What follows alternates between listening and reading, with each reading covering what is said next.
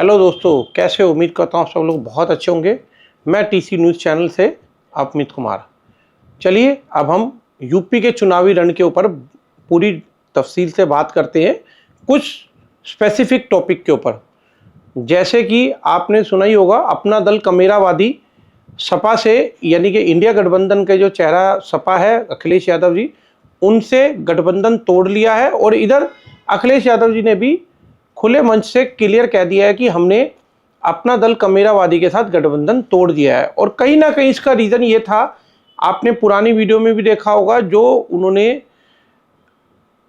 राज्यसभा के इलेक्शन जब हुए थे फरवरी के आखिरी के अंदर, तो उन्होंने पल्लवी पटेल ने उनके द्वारा मनोनीत यानी कि इंडिया गठबंधन द्वारा मनोनीत जो उम्मीदवार थे उनको वोट ना देके अपने वोट को उनके खिलाफ में यूज़ कर लिया।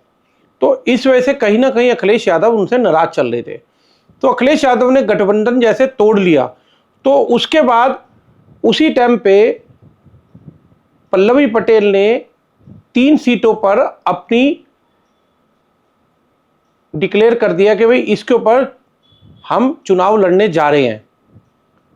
तो जिसमें एक मिर्जापुर है, मिर्जापुर सीट के ऊपर उन्होंने 3 सीटों को मिलकर डिक्लेयर किया। उधर सपा नाराज थी तो सपा ने अपना उम्मीदवार उतार दिया मिर्जापुर पे, और मिर्जापुर पे अपना उम्मीदवार उतारने के बाद फिर इनका आपस में मनमुटाव बढ़ गया और ये अलग अलग हो गए।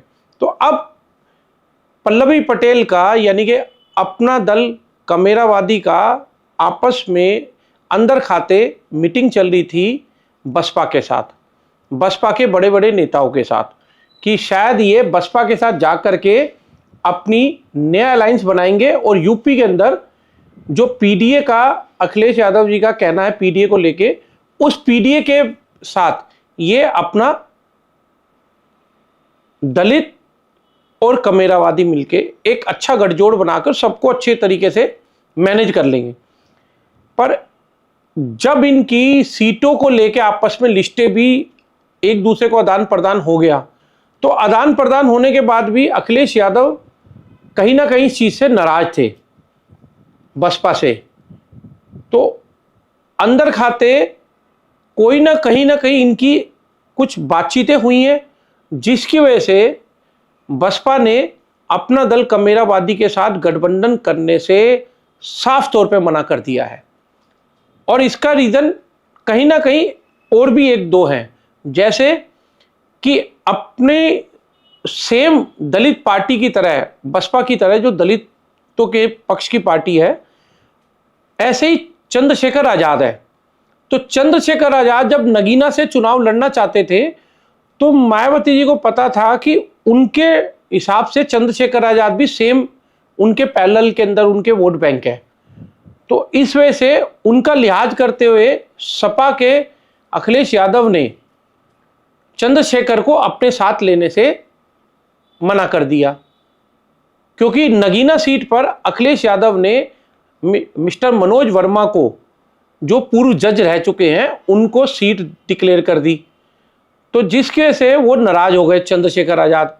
तो चंद्रशेखर को इधर से टिकट के अपने साथ ना जोड़ के उन्होंने मैसेज दे दिया मायावती जी को कि भविष्य के अंदर हो सकता है आने वाले समय में इनका दोबारा गठबंधन बन सके। तो उस गठबंधन के लिए कहीं ना कहीं एक रास्ता इन्होंने छोड़ दिया। तो सेम उसी तरीके से अपना दल कमेरावादी जो उनसे नाराज हो गए अखिलेश यादव, तो वो मायावती जी के पास आए कि भाई हम गठबंधन करते हैं। वो गठबंधन इन्होंने फिर करा नहीं। इन्होंने भी, मायावती जी ने भी यही सोचा कि भविष्य के अंदर कि अगर हमें सपा के साथ भी गठबंधन करना पड़े तो कहीं ना कहीं हमारा रास्ता भी बना रहे। तो एक दूसरे को इन्होंने ओबलाइज कर दिया, मतलब ओबलाइज मतलब एक दूसरे का मन रखने के लिए, भाई मैंने तुम्हारे लिए कर दिया और तुमने मेरे लिए कर दिया, तो ठीक है, हिसाब बराबर है। अब हम कभी भविष्य के अंदर अगर हमें एक दूसरे की जरूरत पड़ेगी तो हम फिर अलायंस कर लेंगे। तो ऐसा नहीं है कि एक दूसरे से दुश्मनी करके बैठ गए हो। तो ये इस टाइम यूपी में राजनीति चल रही है, और इस राजनीति के अंदर देखने की बात यह है कि किस तरीके से काम चल रहा है। भविष्य पर ध्यान रखते हुए दोनों नेताओं ने इस तरह की एक रणनीति चलाई है। तो इनका कहीं ना कहीं एक विजन है दूर को लेके, दूरगामी, कि हमने आपस के अंदर कभी ना कभी एक गठबंधन बनाना है।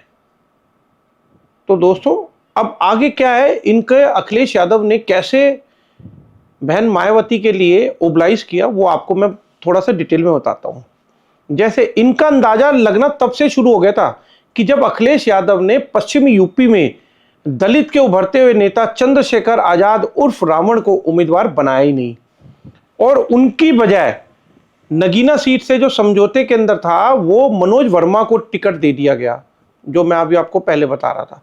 तो उसके अंदर अखिलेश यादव ने इस सीट से जो नाम घोषित किया उसकी वजह से कहीं ना कहीं चंद्रशेखर आजाद बहुत नाराज हो गए थे और इनसे अलग हो गए थे, तभी से अलग हुए थे। तो तब क्या हुआ, उसके बाद बहन मायावती ने भी क्या किया कि अपनी जो दूसरी लिस्ट जारी करी, दूसरी लिस्ट जारी के अंदर इन्होंने जो 9 उम्मीदवारों की लिस्ट थी उसमें एक भी मुस्लिम उम्मीदवार नहीं उतारा।